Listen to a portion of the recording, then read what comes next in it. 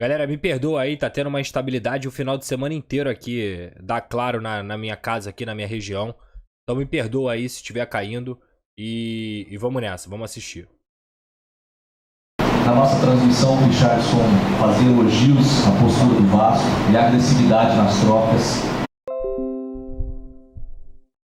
Olha, vou te contar, hein? Eu vou te contar, hein? Quando a fase é ruim, é pica, parceiro. É pica. Me perdoa aí novamente. Vamos nessa, vamos ver se agora a gente consegue ver a coletiva do técnico Maurício Barbieri. Pelo amor de Deus. Vendo essa evolução, na nossa transmissão, o Richarlison fazia elogios à postura do Vasco e à agressividade nas trocas, segundos antes do terceiro gol. E antes do jogo, a gente conversava sobre o fato dos resultados não estarem aparecendo, mas o desempenho está vindo nos jogos, né? Como você lida vendo essa evolução, vendo esses elogios de parte do jogo, mas sabendo que muitas vezes o resultado não está vindo e a equipe tem dificuldade de manter 90 minutos de concentração, 90 minutos de um bom futebol e essa oscilação dentro do jogo? Como é isso para você? Pra quem não entendeu a pergunta, porque tava muito barulho aqui, o repórter perguntou como é que ele vê essa oscilação, de às vezes o Vasco tá bem no jogo, como já acontece e já aconteceu no início das partidas, e do nada toma um gol e o time se desmorona.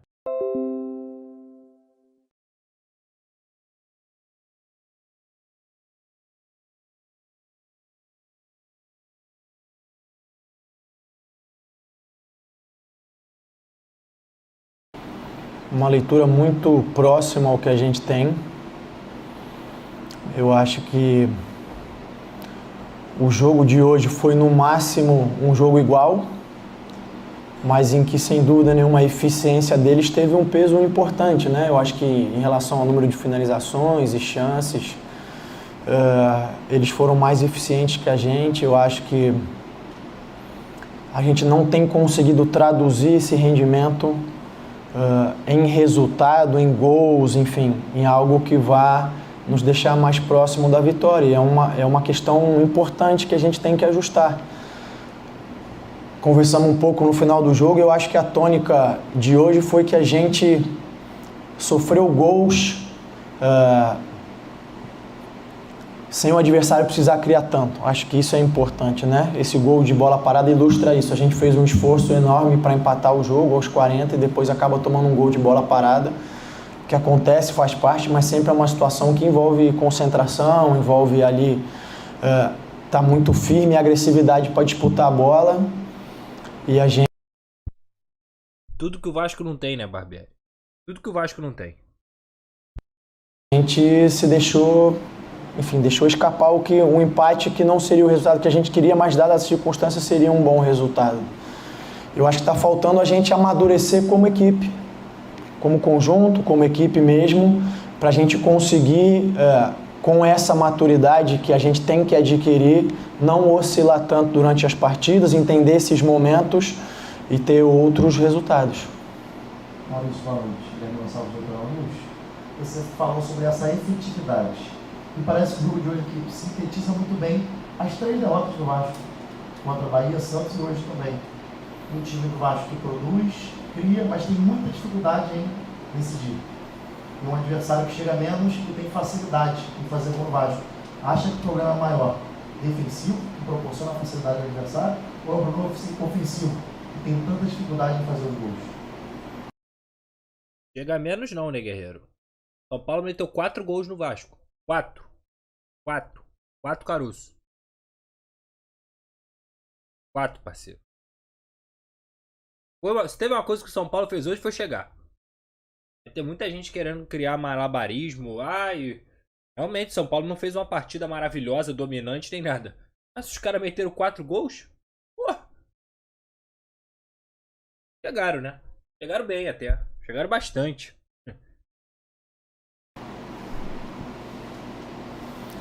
Boa noite. Difícil depois de um resultado como esse, em que a gente acaba tomando 4 gols, colocar só na conta da questão ofensiva, né? Eu acho que hoje, mais do que nunca, faltou também a gente conseguir ser mais consistente. Pelo menos ele foi honesto. ofensivamente. E eu acho que, de uma maneira geral, as duas coisas acabam caminhando juntas, no sentido de que, se a gente consegue ser mais eficiente e fazer os gols e, de repente, sair na frente, a gente consegue controlar melhor as partidas. Como a gente acaba saindo atrás, a gente acaba tendo que fazer um esforço para buscar o resultado, acaba tendo que se expor, e aí oferece mais espaço para o adversário conseguir fazer esses gols que tem feito. Eu acho que hoje passou muito por isso o terceiro e o quarto gol. A gente acabou fazendo trocas, por exemplo, de tirar um homem de uma estatura maior, que era o Pedro, mas a gente precisava buscar soluções e talvez tenha feito falta na bola parada, né? Mas são circunstâncias do jogo que a gente tem que lidar com elas. Maurício, uma última da minha parte. Me chamou a atenção no segundo gol do São Paulo, a tua orientação para os jogadores no sentido de não permitir que esse contra-ataque resultasse no gol, né?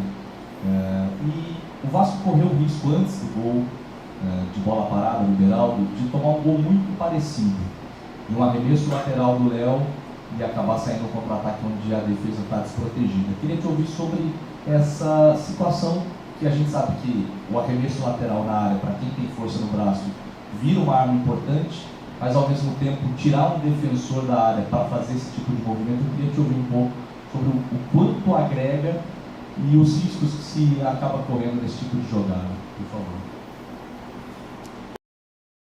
Eu vou deixar ele responder essa, mas eu já vou adiantar para que as pessoas não falem que eu sou engenheiro de obra nessa. Tá aqui na pergunta.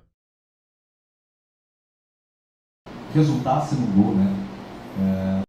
No sentido de, isso, uma última da minha parte, me chamou a atenção no segundo gol do São Paulo, a tua orientação para os jogadores no sentido de não permitir que esse contra-ataque resultasse no gol, né? E o Vasco correu o risco antes do gol, de bola parada no Beraldo, de tomar um gol muito parecido, de um arremesso lateral do Léo e acabar saindo um contra-ataque onde a defesa está desprotegida. Queria te ouvir sobre essa situação, que a gente sabe que o arremesso lateral na área, para quem tem força no braço, vira uma arma importante, mas ao mesmo tempo tirar um defensor da área para fazer esse tipo de movimento. Eu queria te ouvir um pouco sobre o quanto agrega e os riscos que se acaba correndo nesse tipo de jogada, por favor. É isso, eu tava falando que eu não ia ser engenheiro de obra pronta para falar sobre uma situação em que eu já falo desde que eu me entendo por gente, desde que eu entendo futebol. Eu detesto esse negócio de lateral que vai jogar a bola na área com jogo com 15, com 20, com 30, 40 minutos de jogo.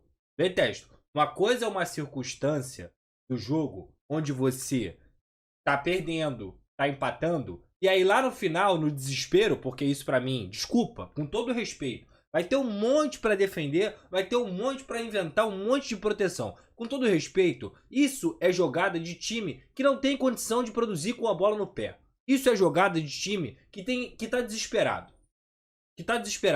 Não sei o que ele vai falar, pra depois não falar que eu sou engenheiro de obra pronta. Eu detesto negócio de jogada de lateral e cobra direto na área. Isso aí pra mim é falta de repertório.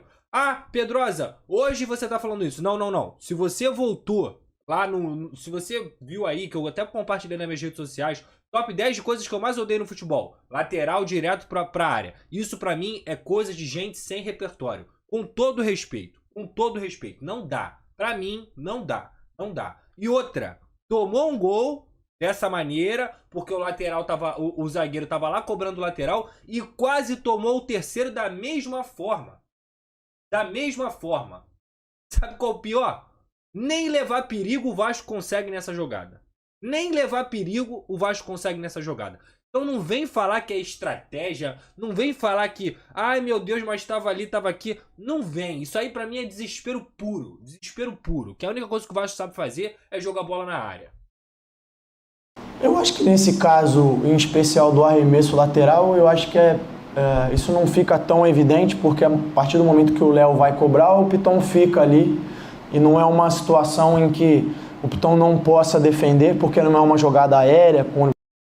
Não é não. Não é não. É só uma situação que você expõe o Vasco inteiramente, deixa o teu zagueiro cobrando lateral, aí o lateral que pega um atacante rápido, como nessa situação, pode ficar exposto, e o Vasco sempre toma contra-ataque. Não, relaxa, tá tudo bem. Tá tudo bem, Barbieri. Ah, cara, porra, me desculpa, não dá. Isso aí não dá, meu parceiro. Isso aí não dá. Isso aí não dá. Esse negócio de cobrar lateral, se fosse assim, o Guardiola botava a lateral lá na área. Entendeu? Porra, e assim, o Palmeiras do Abel faz isso. O Palmeiras do Abel faz isso também.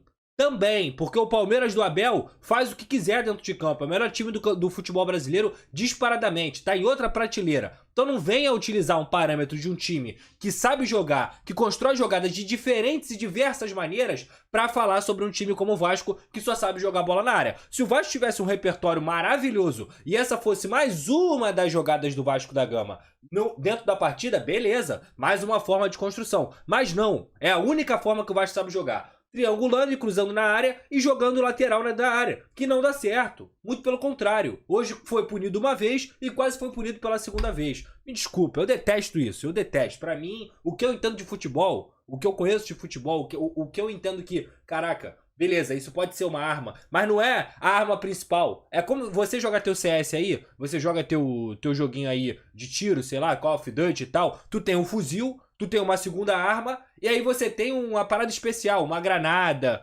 um flash de luz. Aí você vai lá e usa o teu flash de luz, que é mais ou menos como um lateral. É mais ou menos isso aí. É um negócio tem que ser muito depois de utilizado para poder ser uma arma de fato letal. E de letal não tem nada. É igual o flash mesmo, de joguinho de tiro. Eu tô sendo o mais simples possível aqui, porque paciência eu não tenho mais. Eu não tenho mais paciência para esse tipo de jogada. Entendeu? É o flash, não mata ninguém, entendeu? Só embola, só te deixa cego ali. É brincadeira. É brincadeira. Ele poderia ter um pouco mais de dificuldade do que o Léo, então isso não. Eu acho que no geral a balança tem sido mais positiva nesse tipo de lance para nós do que o contrário.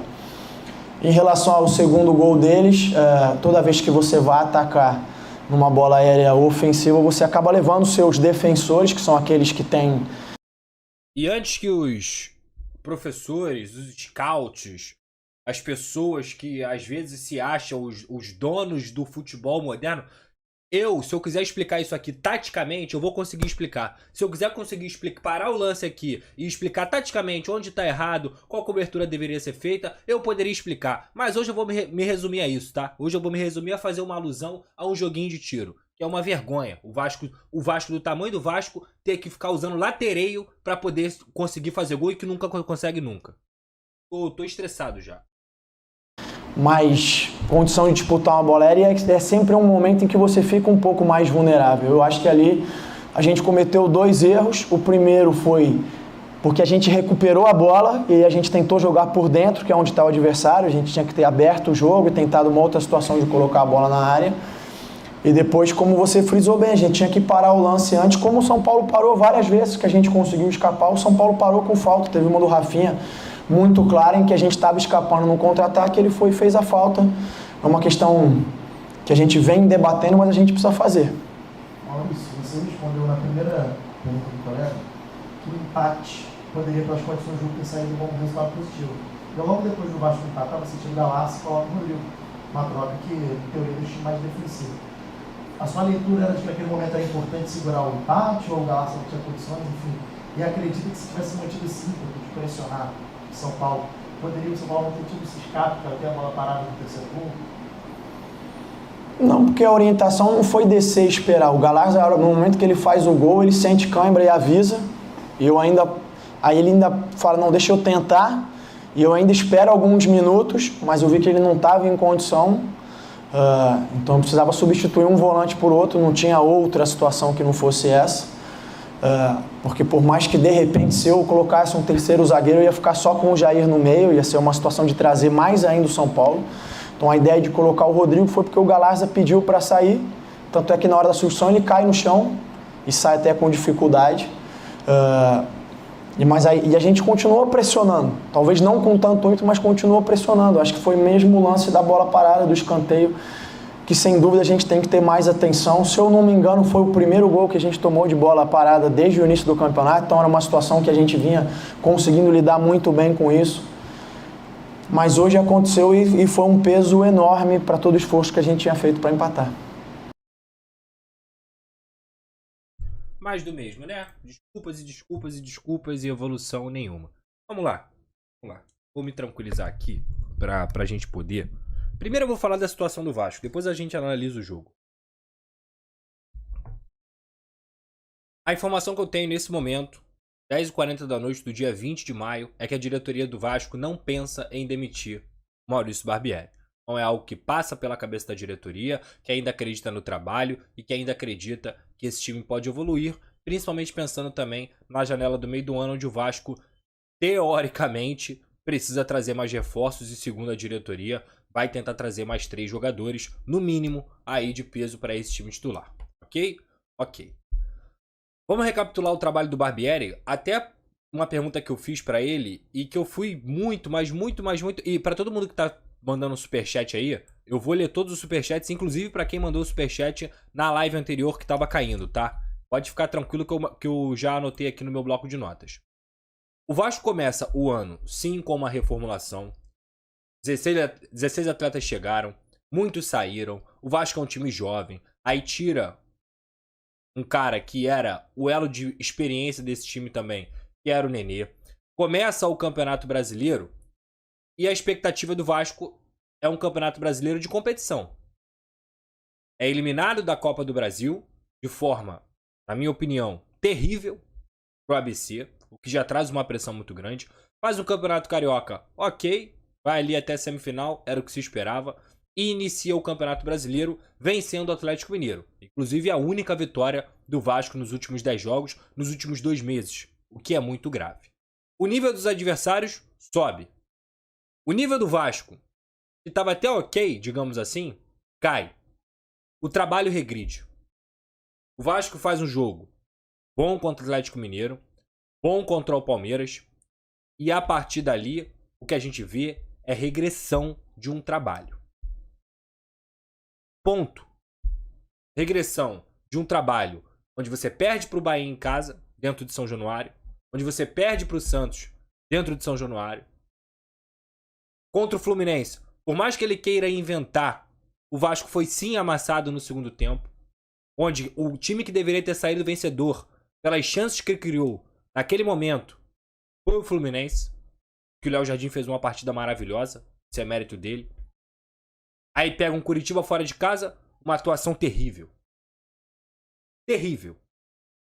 E agora, mais uma vez, um jogo em que, como de praxe, inicia bem nos primeiros 20 minutos, toma o gol. Se desmorona. Toma outro gol. Por quê? Porque é uma equipe frágil mentalmente, frágil tecnicamente, e que, por incrível que pareça, essa é a equipe que só disputa uma competição, mas que sofre também fisicamente.